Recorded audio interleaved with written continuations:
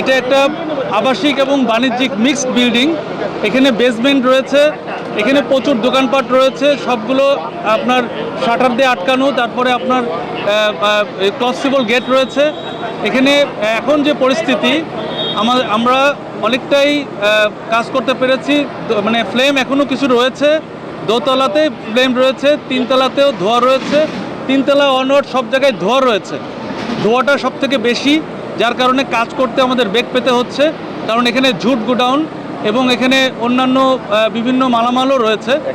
এই পরপর বিল্ডিংগুলি একটা সেম বেসমেন্ট, মানে বেসমেন্টটা একটা এবং বেসমেন্টেও দোকানপাট রয়েছে, যার কারণে আমাদের সময় লাগছে। আমাদের প্রত্যেকটা শাটারগুলি ভেঙে, ক্লসিবল গেট ভেঙে কাজ করতে হচ্ছে, যার কারণে এত সময় লাগছে। এবং প্রত্যেকটা গোডাউনগুলো আপনার ঝুটে, মানে ঝুট গোডাউন বলা হয়, এবং এখানে অন্যান্য কাপড় চোপড়ও রয়েছে।